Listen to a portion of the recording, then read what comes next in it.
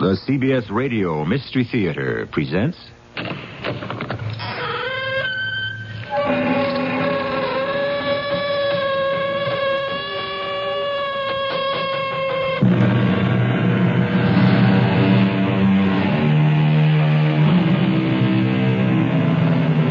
Come in. Welcome. I'm E.G. Marshall. Time, a great writer once said, has no divisions to mark its passage. There is never a thunderstorm or a blare of trumpets to announce the beginning of a new month or year. Even when a new century begins, it is only we mortals who ring bells and fire off pistols. Time. How some of us can't wait for it to pass. How desperately some of us try to make it stand still. Oh. Hello. This is a surprise. Is it? Well, I suppose not. Why don't you come in? I heard your husband wasn't going to be home. Which means we have the whole evening. You know, the minute I met you, I knew this would happen. So did I. I'm scared. Are we starting something we can't finish? Well, let's finish one part of it anyhow.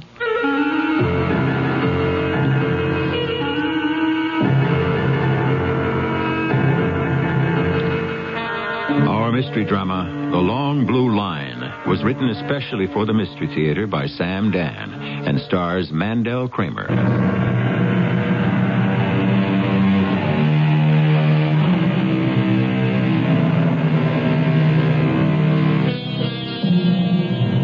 Young Barney O'Neill left County Wexford in 1846 at the height of the famine. He arrived in the city of Brooklyn, where in time he became a police officer. Although he would never know it, since he fell at the Battle of Gettysburg in 1863, he had founded a dynasty. He has been followed on the police force by 4 succeeding generations, father and son, for over a century. It has never occurred to a descendant of Barney O'Neill to be anything but a cop. And for over 100 years, fathers and sons, the O'Neills, have been the pride of New York's finest. Dad, come in. Hello, Terence. Now, where's my grandson? Upstairs being put to bed. Well, what am I standing down here for? Please, Dad, if he sees you, he won't go to sleep for hours. Will you drop by in the morning? But that's a long, cruel time to wait. Well, how was the vacation? Well, it was the first time I ever went anyplace without your mother. Yeah, I know. It'll take a bit of getting used to, Terence. I almost flew back the very first night. But then I thought there wouldn't be anyone in the apartment either. Dad, do you suppose you should give up the apartment? I mean... Give up the apartment? My boy, that's where all my memories are. Well, on what meat do the O'Neills dine this evening? Well, Karen made corned beef and cabbage. Oh, now what did you want to go and do that for? Now, look, I simply cannot convince my lady that it's possible to be named O'Neill and not care for it. Look, would you pretend to enjoy it, will you, huh? Oh, you know me, Terence. Everyone says I should have been a Broadway actor. Well, Detective Lieutenant O'Neill, what have you been up to the past couple of weeks? Oh, just wait till I tell you. Inspector O'Neill? Well, I'm on special assignment. Doing what? It has to do with, serendipity. That would be one of your college words. True. But it's the basis of so much of police work. It means you go looking for one thing and you find another. Well, I've been operating that way all my life. I didn't know there was such a fancy word to it. Do you remember Oliver Barlow? Oliver Barlow? Mm-hmm. What about Oliver Barlow? Yeah, well, he was murdered about 9 years ago. Ernest Oliver Barlow. Stage actor, British subject, murdered. Shot to death by a .32 caliber revolver bullet by person or persons unknown. Mm-hmm. Yeah, well, those are the facts, Dad. Oh, I see you remember. I also remember that the killer was never caught. Yeah, that's right, and the case was dropped out of the active file. Yes, so many of them do, Lord forgive us. Well, the case has been reactivated. After all these years? Why? Serendipity. Now, there's a Senate Committee on National Security, and suddenly, out of nowhere, that name surfaced. Ernest Oliver Barlow. In what connection? Well, they're tracing things back the past 20 years, and his name came up as someone who used to be a courier.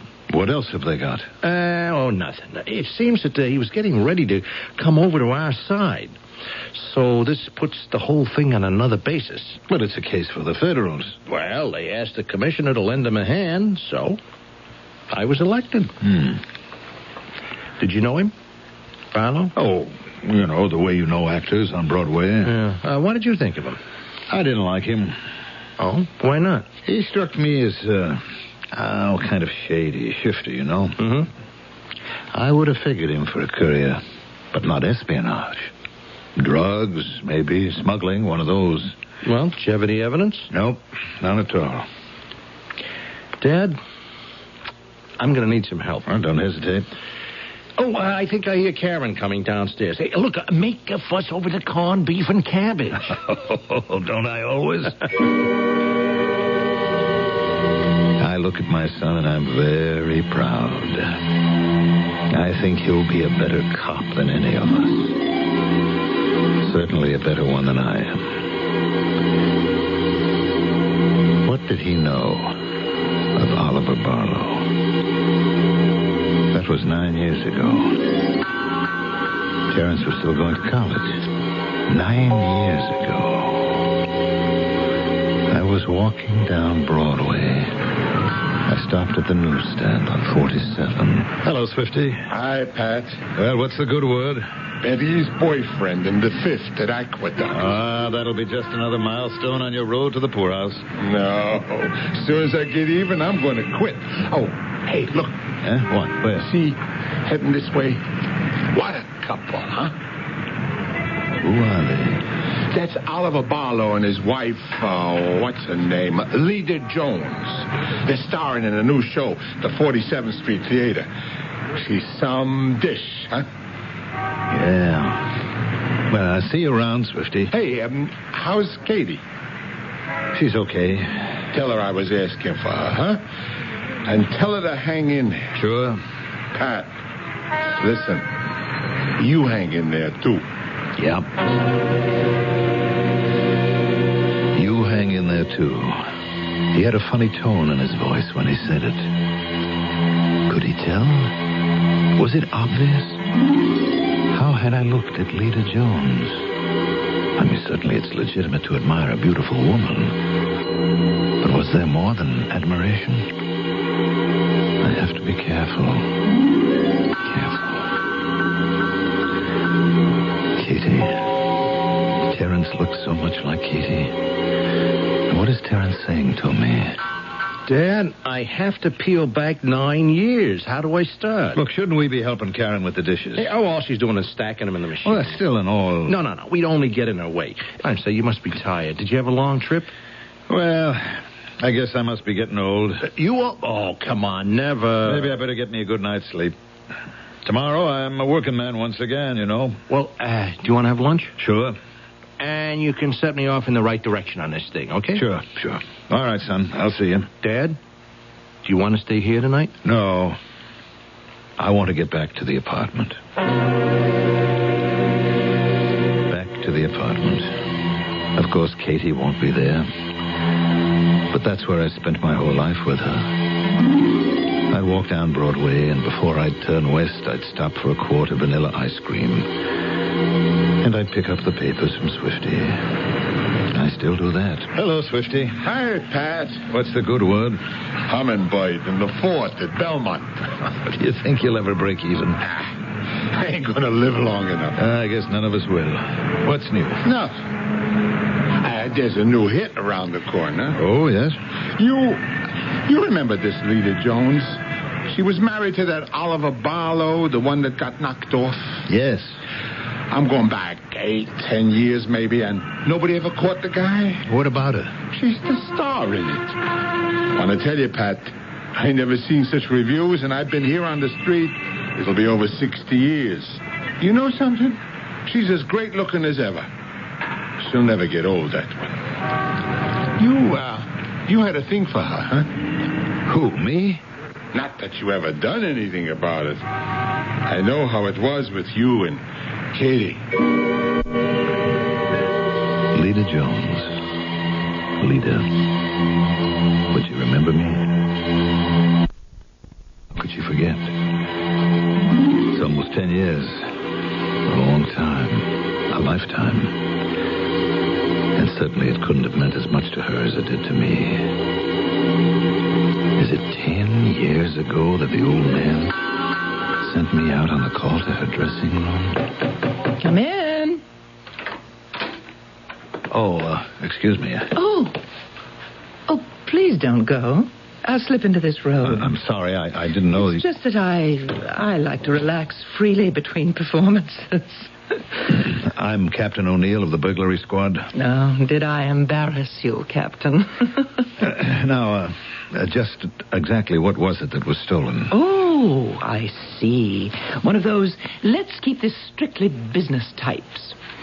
My watch and my bracelet. Do you have a description of those things? And possibly more. You see, I won't know until I go home this evening and check my jewel box. I never know what I'm wearing. I'm frightfully forgetful. May I offer you a drink? Not on duty. I'll need a list of the stolen articles and a description of each. And you shall have them. I will instruct whoever the chap is that handles my insurance to satisfy you in this affair. Tell me, where might they have been stolen? Well, here, I would assume. Mm-hmm. And who has access to this room? My maid, my husband, and I suppose the cast, the crew, just about anybody else who happens to be passing by. Well, considering all this, do you think it was wise for you to leave valuable things lying around? Of course not. I don't believe I've ever done a wise thing in my life. Well, hello, Joe. Oh, I didn't know you were engaged. Darling, this is Captain O'Neill of the police. Captain, my husband, Oliver Barlow. Mr. Barlow? The captain is here to investigate that tiresome business of the jewels. Well, I rather thought he might be here on more interesting business. However, I shall not be going up to the house after this evening's performance. Oh? Yes. A situation has arisen. May run late. And what with one thing and another, I thought I'd stay in town. What's her name, by the way? Oh, now, my darling. Was I ever one to kiss and tell? Yes, well, goodbye, Captain O'Neill. Goodbye. You'll get me the list and the description? Certainly. Well, I guess there isn't anything more I can do at this time. There isn't? Well, good night, Captain. Good night, Miss Jones. That look. That slow smile. It's been 10 years, and I can never forget it. I walked out of the dressing room, out of the theater, and I walked home. I went upstairs into the apartment, and there she was. My Katie. Poor Katie. Hello, Pat. How is it tonight, darling? Well, it's no better, but it's no worse. I wish it would go one way or the other. Well, the doctor says I can go on like this for 10 years. Do you need anything, Kate? No. Mrs. Sullivan made me comfortable before she left. I'm so sorry, Pat. For what? I've let you down. Now, what kind of way is that to talk? Well, what kind of a wife am I to you now? I love you, Katie. And I love you, Pat. There's nothing we can do about it. Yes. You just said it. There's nothing we can do about it. Would you like me to make you a cup of tea? Well, yes, if you like. I looked at her. The full cheeks were now hollow. That beautiful round face was now lean and lined. She was a shadow of the lovely Kate I'd married 25 years before. Oh, we were in love. So much in love. I guess that's why I took it so hard. Why I was at such loose ends. We drank the tea, and we talked. And then I gave her pill. The potent pill that would overpower the pain for the next 8 hours. For the next 8 hours, she would be dead to the world. She would never miss me.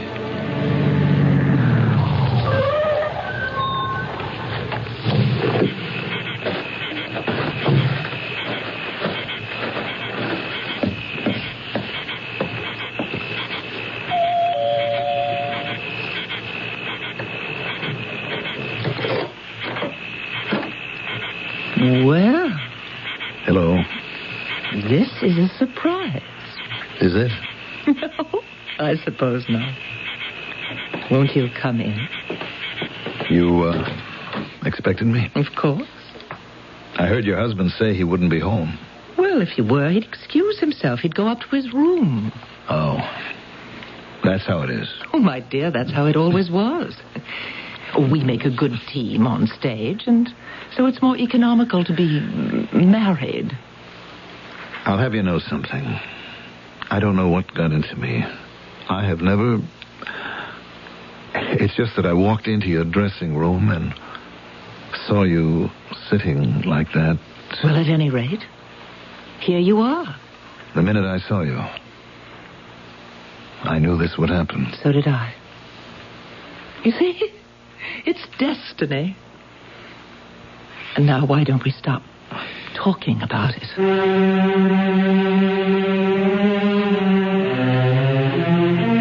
If this were a motion picture, that is, an old-fashioned motion picture, we would now cut to waves pounding on the beach. Well, here we have Inspector O'Neill reliving an incident that happened 10 years ago. By this time, we know it must have some bearing on an unsolved murder. But what?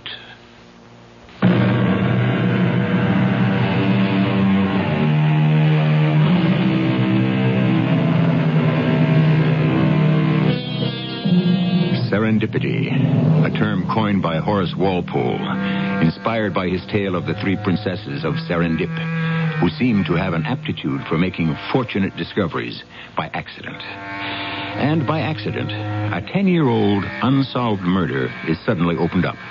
And it will involve two detectives. One a lieutenant, who is in charge of the investigation. The other, an inspector, who happens to be his father. I came home later that night, or early the next morning. I was angry with myself. I had never, in overt deed or unspoken desire, ever been unfaithful to my wife before. And now I had broken my vow. And the terrible part of it was, I knew I would go back there again. To this laughing, wanton English lady. I would go to her again and again at the peril of my immortal soul. That was 10 years ago. Now I must meet my son. And we will talk. And I will help him set in motion a chain of events that shall lead to my indictment for murder. I can't help myself. Well, we didn't need such an expensive place, Terence. Well, I'm going to pick your brains, Dad. Well, go ahead. What is it you want to know? How do I go about this case? Where do I start? Well, you're going back in time 10 years, so start with, well, you could call it the environment. Broadway, the theatrical district, where he worked. And then go uptown to the Riverdale section where he rented the house, near where his body was found. You follow this? For sure. Reconstruct the time and the place. The days, the nights, talk to people who were around back then. Just think 10 years ago. Yeah. Spend some time in the library. Go through copies of newspapers and magazines. Spend the next week doing nothing. Just put in your time getting the feel of it. A whole week? Terence, this is a different job from any you've ever been on before. It's been unsolved for 10 years. They can't expect you to make a collar by tomorrow. I watch his face. I see how he reacts. He nods his head. He understands. He's going to crack it. I know that. He's going to find the leads. And he's going to go with them wherever they take him. even if they take him to me. Hello, Swifty. Hiya, Pat. What's the good word? Mary Bell and the Fort at Saratoga. Oh, Swifty, after all these years, don't you know that I never bet on them? Yeah, that's right. I guess my memory ain't what it used to be. Hey, I do remember something, Pat. Do you know that actress, that Lita Jones? What about her? She always stops by for the paper. She says, I'm her good luck charm, you know? Yes. So, when was it? This afternoon or yesterday? Anyway, she says to me, whatever happened to that handsome detective? You must have made some impression on her, hey, Pat? Yes. I'll see you around, Swifty.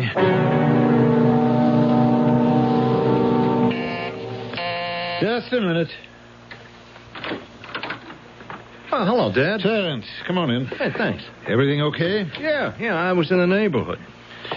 Dad, I am doing exactly what you said. Well, it's just common sense. Well, tonight I stopped by the 47th Street Theater to see this Lita Jones. She was married to him when he was killed. Yes. So she's a natural person to talk to. Right. Well, I said to her, did she have any idea who could have killed Oliver Barlow? She said, open the phone book, pick a name at random. And then as I was leaving, she said, Lieutenant O'Neill, would you be related to a Captain O'Neill? Well, I said you were my father, and she said, give her my regards. You knew her? Well, she'd reported a burglary, and I had been sent down to see her. Yeah, I read about that in the file, but it didn't mention the cop who worked on it. What can you tell me, huh? What do you want to know? The burglary. Well, some stuff had been taken. A watch, a bracelet, a necklace. Yeah? It seems she'd left it lying around the dressing room, and it never turned up again. Anywhere. Insurance company paid off. That was the end of it. Well, did you have a theory? Well, he may have swiped it, her husband. Why? He was the type. But it could have been anybody. After all, she did leave it lying around, as I said. What did you think of her? Oh, she's a good-looking woman. Look, I've been going through the columns and such, and they say that she and Barlow went their separate ways. Now, look, maybe we have got a jealous lover who wanted to knock off her husband. I thought he was killed because he was a foreign agent about to come over to our side. Dad, I'll run with whatever lead I can get. Yes, he will. And he's starting to find them. I could head him off. I could confuse the trail. I could lead him to one blind alley after another. And sooner or later, the case would lose all its steam and just disappear.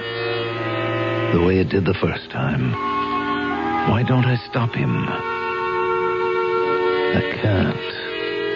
I just can't.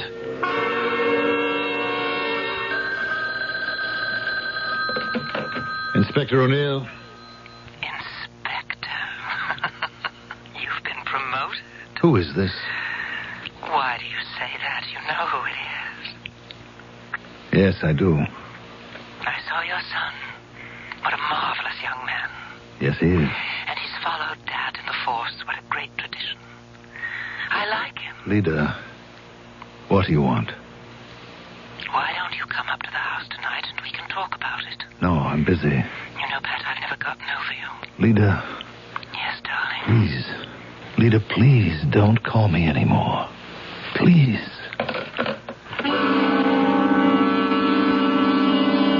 Lida, I hadn't seen her since that night. How could I see her after it happened? How can I see her now? How can I be false to Katie's memory? Listen to me. I was unfaithful to Katie while she was alive. Does it matter now? Yes. I must never see Lida again. Never. Not after that night. That night, Katie was better. Or was she putting it on for my sake? Pat, What is it, Kate, darling? why don't you go out tonight? Go out? To a movie or a ball game? Oh, I can watch all that stuff on the TV. No, you should be with people. You like to be with people. I don't want to leave you alone. Once I take the pill, I go into some deep, dark place. I don't know anything. I don't feel anything. Katie. wish sometimes that I'd never come back. Don't talk like that. Pat, I think it's starting. Do let me have the pill. Yes, darling. Yes. Here you are. Oh. There, now I'll feel better in just a minute. Oh, in just a minute. And in just a minute, she was dead to the world. And in just a few minutes, I went downstairs and got into my car and headed north along the highway to the countrified section of New York, Riverdale, up in the Bronx. Lida was waiting for me as usual. The hours went by quickly, as they always did when we were together. But once again, it was time for me to go. Will I see you tomorrow? Yes? We're getting to be like settled married folk, aren't we? Lida, I shouldn't be seeing you. Why not? Because it's wrong. Well, it isn't wrong exactly. It's more naughty than anything else. But we shouldn't be doing it. Well, then let's stop. I can't. Why not? Because I love you. I have fallen in love with you. Oh, dear, you shouldn't have done that. I can't help it. I mean, it gets to be such a bore when people fall in love. But I said I couldn't help it. Oh, don't worry, darling. You're not really in love with me. You think you are. And I'm just, how do you Americans say it? I'm just batting. Well, no, pinch hitting for Katie. I love your slang. I wish I'd never started this. Darling, that isn't true. Yes. Well, it's time for you to go. Katie should be awake again within the hour, poor girl. I do wish there was something could be done for her. You really mean that, don't you? Well, of course I do. You're the craziest woman I ever met in my life. I can't figure you out. Don't bother. Just kiss me goodbye. Goodbye.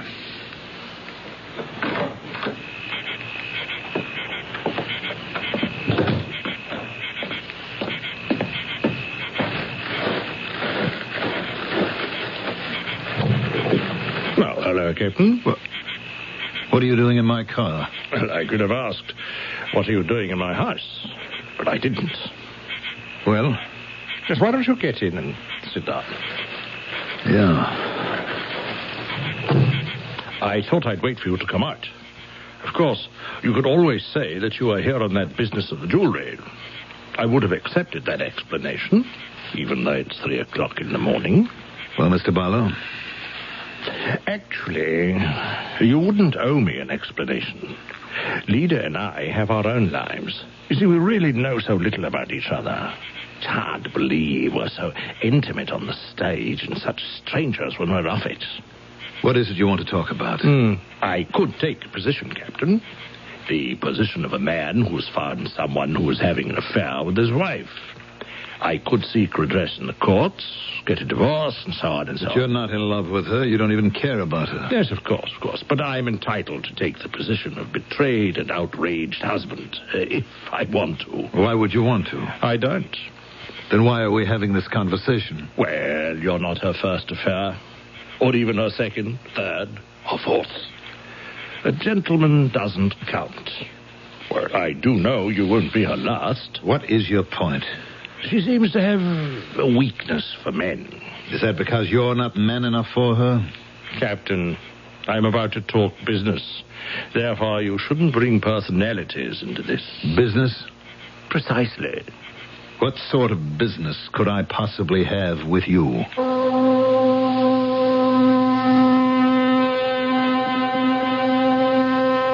And on that question, we must lower the curtain for our usual brief intermission. And during the interval, we may well ponder the nature of this proposed business. What business could a stage actor have with a police detective? If you've been following all the loose ends in our story, you can see a great many possibilities.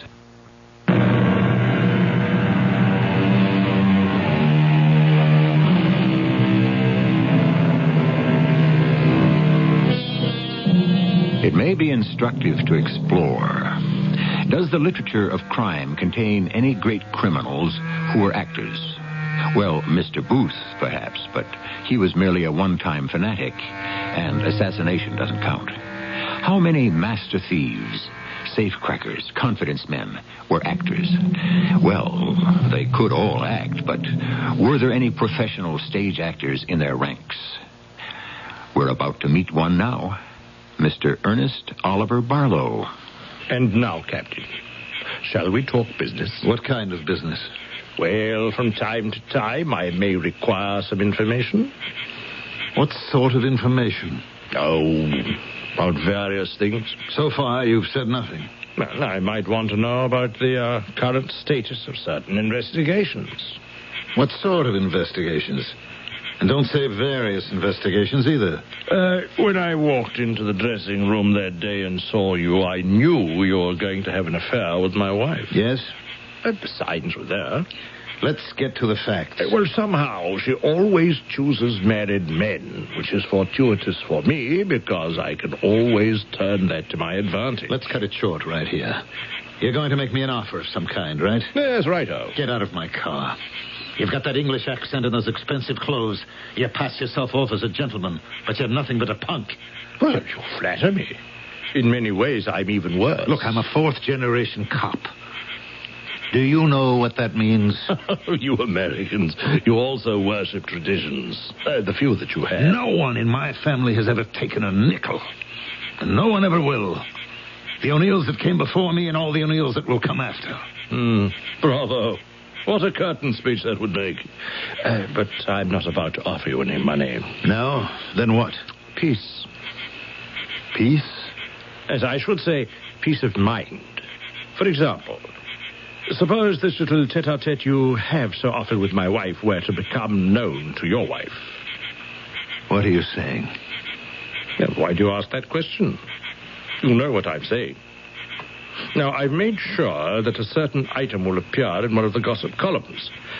Is it true that lovely Leda Jones has absolutely gone bonkers on a New York cop? Now, suppose your wife were to read that. She doesn't read those papers. Well, it could be called to her attention. And why does that cop have to be me? I'll tell her that. You see, by that I mean I'll see to it that she's told. I'll deny it. Will you? Absolutely. You know you can't lie to Katie. You'll confess it. Now then, shall we discuss business? Well? What do you want? The department has a squad. It isn't publicized very much, for obvious reasons. It's called the Subversive Activities Squad. We would like to know more about it. Who would like to know more about it? The people you're going to work for. I won't do it. And what's more, I'm putting you under arrest. Well, now that you've let off steam, let us continue. Now, you listen. No. You listen, Captain. Now, what can you charge me with? This conversation? How could you ever prove it? I, on the other hand, need no proof to convince Katie. Because if the question comes up, you'll break down and confess. I'll expect you here tomorrow night with the required information. Tomorrow night? Yes, you're going to be here anyhow. Why waste the trip? I knew I was not going to betray my badge. Nothing in this world could ever make me do that. I'd turn my service revolver on myself first. And Katie, it was a terrible thing I had done to her. But she must never know. I would have to be dead first. And as I kept turning it over and over in my mind, death seemed to be the only way out. And then the thought occurred to me, why should it be my death? That night when I went out after Katie's pill, I didn't carry my usual off-duty revolver. I got myself a very special gun. A safe gun. One that no one could ever trace. And I went to see Leda. Patrick, there seems to be something different about you tonight. Yes? What? Something. I can't describe it. You're very quiet and thoughtful. So much more tender. You know something, darling? I think I've fallen in love with you. Oh, don't be alarmed. It doesn't mean anything, my falling in love. It never lasts more than 6 months. Leda, Leda, I've got to go. Now listen. Be careful. I'm always careful. Yes, I know, but tonight, be more careful. Why do you say that? Why? Yes, why? I don't know. Tell me why. I'm afraid I'll never see you again. She was right. But how could she know I'd never be able to see her again? Not after tonight. How could she know that? I guess women have their ways of knowing. They usually know everything. I left the house. I walked down the gravel pathway, and I opened the door to my car. Good evening, Captain. I see you're here. Well, I said I'd be here, and I've kept my promise. Have you kept yours? Do you have that list? Yes. Good. Where is it? Right here. Now, where's his car? Right here by the garage. I'll make it look as if he just got out of his car. Where's his wallet? Yes, and his watch. That ring.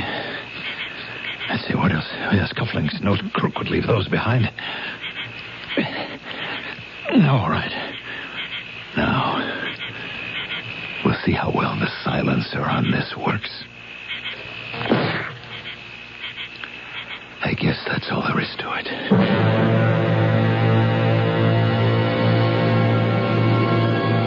Good morning, Pat. Good morning, Kate. Would you like something to eat? No, I'll wait for Mrs. Sullivan to fix breakfast. Poor Pat. He looks so tired. Oh, I'm okay. Promise me you won't be mad. About what? About what I'm going to say. Now, how could I ever be mad at anything you ever say? Well, then that gives me the courage to say it. Pat, don't stop seeing her. Kate. I don't want to know her name. It's not important. But I do know that you need her. And I just know that she's very sweet to you and warm and tender. Oh, Katie. So I'm happy for you, Pat. So don't stop seeing her. No, I must, Katie, I must. Why? Because it's a sin. Well, yes, but it's not a great sin. And it's one you'll be forgiven for. But I won't be forgiven for the other sin. What other sin? The one I had to commit for the sake of this one. But what sin is that? No, Kate, don't ask me. I can't tell you. I can never tell you. And I never did. She lived for 10 more years. And I never told her. And I never saw Leda again. The show closed after the murder. It was classified as an armed robbery and forgotten. Leda went back to England. Now, 10 years later, I sit here in my apartment, waiting for my son to come and arrest me. He has all the leads, and he's the best detective of us all. Of all the O'Neills. Just a minute.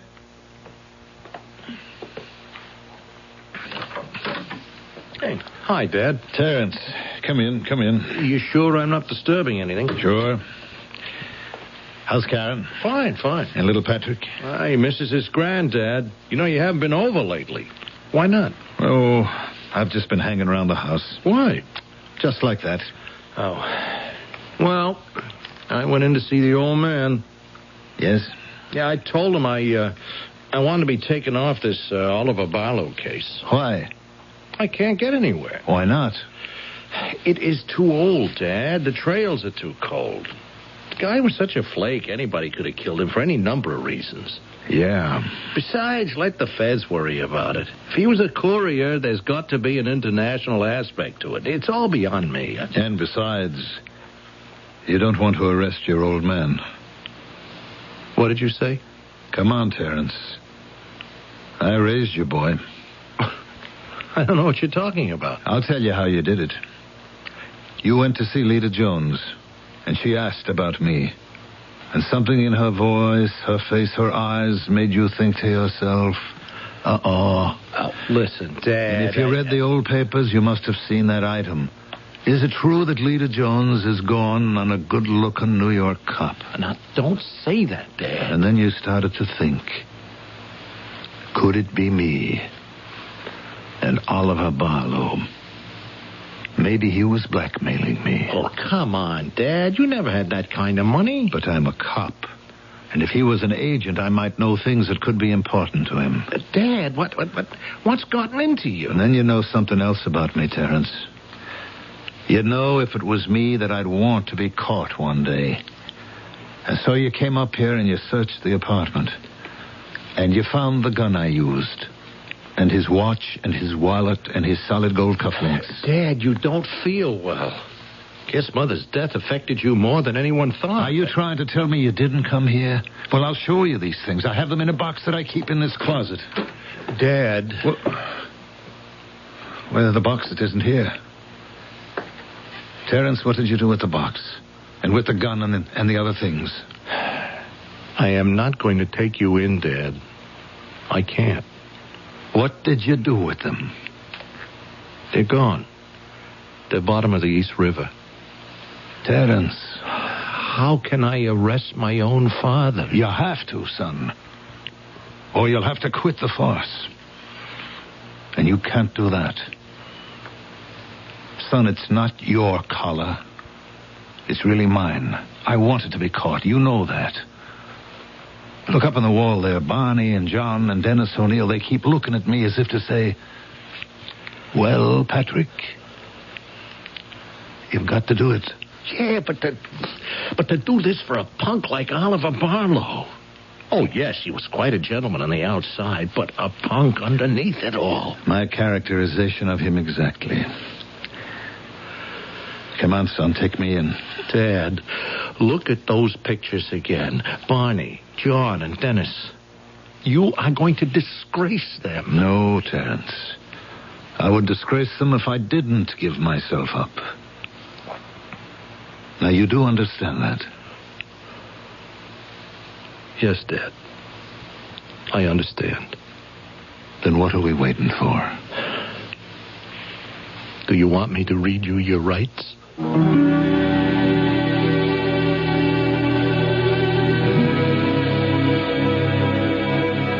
There are those who say we are creatures of habit. Another way of saying that we act in keeping with our basic nature. For some, it is impossible to lie. For others, it is impossible to tell the truth.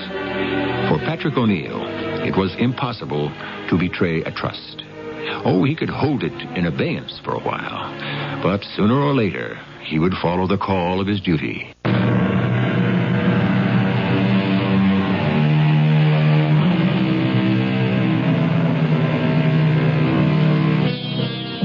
For some people, a job is a piece of work that occupies the time for 8 or any given number of hours. It is a task to be performed and forgotten. But to others, a job is a sacred duty, and how well it is done provides for them a measure of their morality.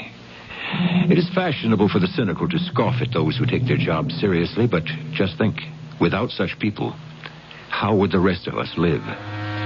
Our cast included Mandel Kramer, Marion Seldes, and Earl Hammond. The entire production was under the direction of Hyman Brown. This is E.G. Marshall inviting you to return to our Mystery Theater for another adventure in the macabre. Until next time, pleasant dreams.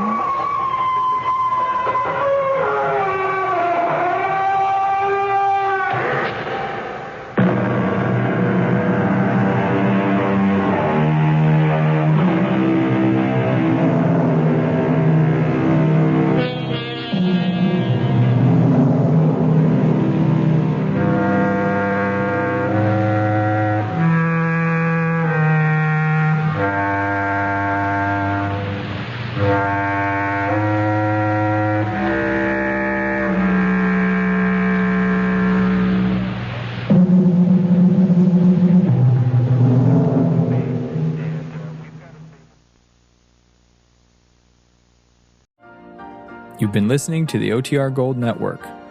Find more classic radio at otrgold.com.